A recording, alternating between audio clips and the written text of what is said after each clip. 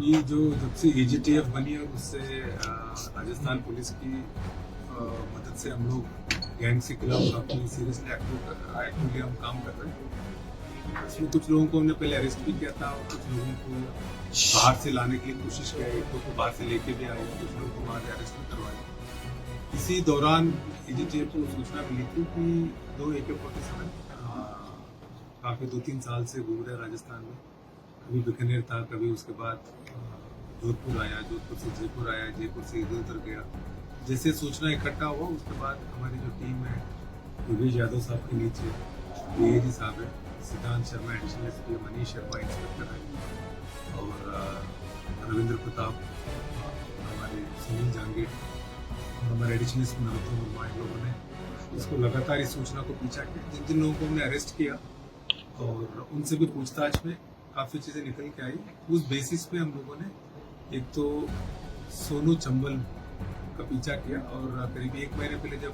Dholpur police के साथ arrest करने गए थे उस टाइम वो फरार हो गया था, पुलिस के ऊपर फायरिंग भी हो गई थी। उसके बाद धौलपुर पुलिस एसपी सुमित मेहरा के मदद से, उनकी धौलपुर पुलिस की मदद से हमारे रविंद्र प्रताप इंस्पेक्टर, उन्होंने कुछ दिन पहले 4-5 दिन पहले 5-6 दिन पहले एक जीतू चंबल को अरेस्ट किया जो सोनू चंबल का भाई है। और अरेस्ट करने के बाद उसकी पूछताछ में और उससे इंट्रोगेशन करने के बाद उससे एक AK-47 बरामद हुई थी। उसी की पूछताछ से जब हमें पता चला कि इसके पास कहाँ से आई, तो उस बेसिस पे एक शिवराज नाम से व्यक्ति जयपुर से और एक जीतू जोड़ी नाम से व्यक्ति हमने चूरू से अरेस्ट किया। जो जीतू जोड़ी को हमने अच्छा पूछताछ किया, तो जीतू जोड़ी पुराना बदमाश और शीटर है, तो उससे जब गहन पूछताछ हुई, हमारे एडिशनल एसपी सिद्धांत शर्मा खुद वहाँ कैंप किया धौलपुर में और धौलपुर पुलिस इवन एसपी साहब खुद भी आके एसपी सुमित मेहरा ने भी इंट्रोगेशन किया। उस इंट्रोगेशन से हमें पता चला कि और एक AK-47 इसकी इनके पास है। उसको अभी कल रात को उसकी जो जोड़ी गांव है चूरू जिले में, वहाँ से बरामद किया और अभी हम लोग उनसे गहन पूछताछ कर रहे हैं ये कहाँ से आया और इसके बीच बीच में कहाँ रखा हुआ था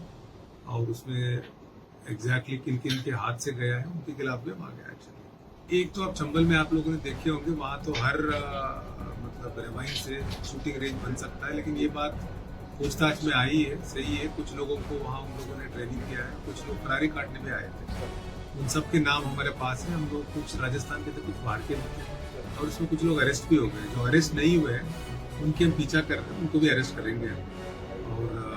उसमें इस तरह से कैसा चला था और उसमें क्या कारण रहा है, हमें पुलिस को कैसे पता नहीं चला, इन कारणों को भी हम जांच करेंगे।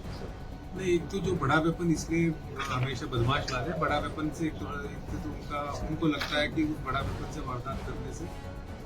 उनकी दहशत बढ़ जाती है, इसलिए बड़ा वेपन लाते हैं। पहले जो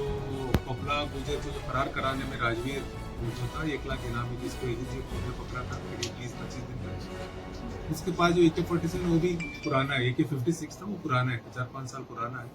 और अभी जो 2 हमने इस हफ्ते में हमने बरामद किया, ये भी करीब ऐसे नहीं है कि अभी 10 दिन पहले 20 दिन पहले आया, ये हमें लगता है कि शायद 2022 शुरुआत में आया होगा।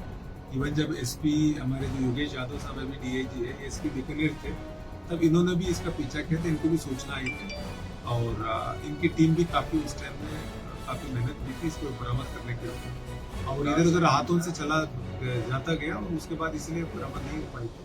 अब क्योंकि हमें पिन पॉइंट सूचना मिल गया और लगातार अभी पिछले करीब 3-4 महीने से कंटिन्यूसली हम काम करें और जिला पुलिस की भी, जैसे चूरू पुलिस है, बीकानेर पुलिस है और धौलपुर पुलिस है, जयपुर कमिश्नरेट है, इन सबसे इनपुट मिला। इन सब इनपुट के बेसिस पे हम लोगों ने इनपुट करवाया। AK-47 रखने एक तरह से जब भी अगर जरूरत पड़े यूज करने के लिए तब रखते हैं, बदमाश अलग अलग रखते हैं और अभी इमीडिएटली तो ऐसे हमें नजर में नहीं आया किसी के ऊपर करना चाहते। एक जगह सेफ रखा था, जहाँ जरूरत पड़े तो उसको यूज करें, उसको हम लोग कंटिन्यूसली पीछा कर रहे थे, हमें एग्जैक्ट पिन पॉइंट सूचना मिल गई, इसलिए बरामद कर। नहीं, अभी हमारे कुछ आइडिया है और हम लोग इसके ऊपर इन्वेस्टिगेशन कर रहे हैं हम लोग और इसमें क्योंकि कुछ संदिग्धों के नाम भी है और वो सारे डिटेल बताना ठीक नहीं है, हम जहाँ से आया उनके खिलाफ भी एक्शन